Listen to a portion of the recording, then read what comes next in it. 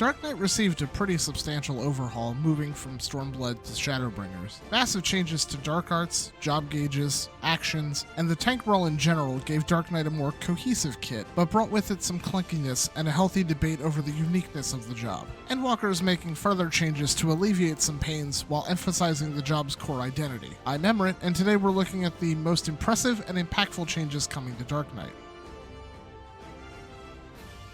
Much like Warrior and Paladin, Dark Knight's Delirium is moving to a charge system. Upon using the ability, the Dark Knight gains 3 stacks of Delirium that allow the use of blood gauge skills while also restoring MP when used. This change makes the Dark Knight's rotation much less uncomfortable compared to previous iterations, as you no longer struggle to fit the abilities in a tight 10-second window. While Delirium has much less tension now, the Dark Knight still has to contend with Blood Weapon only having a 10-second duration in Endwalker. Their myriad of spells, such as Unmend and their AoE rotation, makes fitting 5 skills into that window much more difficult than the other tanks. One change I have not mentioned at this point is that most jobs in Endwalker have had their rotation and burst phases adjusted to more closely fit either 60 or 120 second intervals. While this doesn't impact how most of the tanks interact with their kits, Dark Knight stands to benefit quite a bit from this paradigm shift. Delirium's cooldown being reduced to 60 seconds equalizes the cooldowns between Delirium and Blood Weapon. This change gives me the impression that the job will functionally play more like a hybrid of Warrior and Paladin, with the Dark Knight bouncing between a buff phase and a burst phase.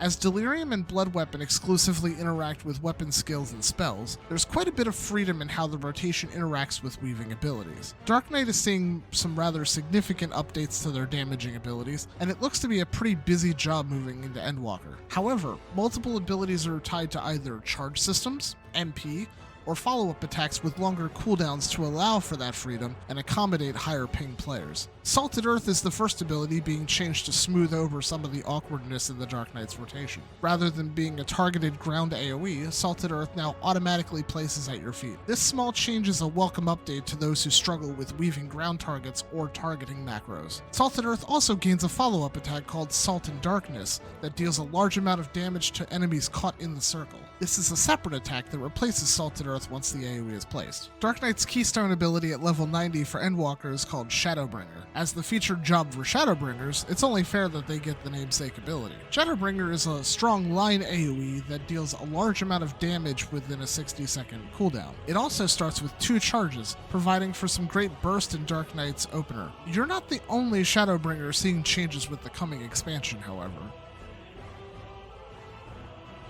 Shadowbringers introduced the Living Shadow into Dark Knight's arsenal, and it has become a staple of the job's identity. Endwalker is thankfully doubling down on this identity with 2 traits. The first, Enhanced Living Shadow granted at level 88, increases the potency of all basic attacks made by Esteem for his duration. The second trait, Enhanced Living Shadow 2 granted at level 90, allows him to also cast Shadowbringer at the same time you learn the ability. These 2 traits reinforce the thematic elements of Living Shadow that make it such a popular ability, while providing some extra damage to make it the centerpiece of the job.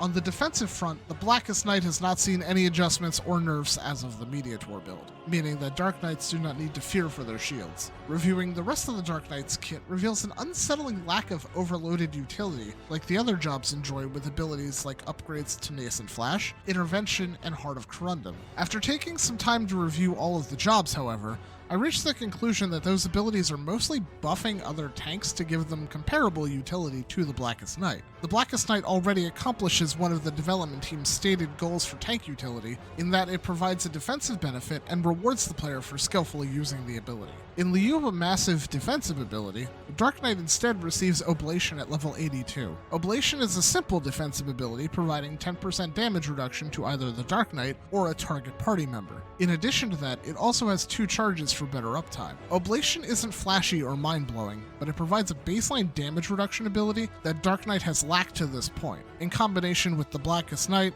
Shadow Wall, Dark Mind, and Dark Missionary, Oblation creates a very strong set of mitigation tools that play well in the main tank role to keep yourself alive, or the off-tank role supporting the rest of the party. Dark Knight's changes leading into Endwalker have been subtle but impactful to the feel of the job. In my review of Dark Knight, I've grown to appreciate the development team's approach to job changes. There are aspects I want to see improve further, but I'm looking forward to playing the job and seeing how these changes pan out. Do you play Dark Knight for the job's identity or mechanics? Have these changes changed your opinion or built any hype for the job moving into Endwalker? Let me know your thoughts in the comments. If you like the video, click the thumb or consider a sub. If you want to check out more content, links are in the description for Twitch, Twitter, and the community Discord. If you're more fond of the holy arts than the dark arts, check out my thoughts on the upcoming Paladin changes here.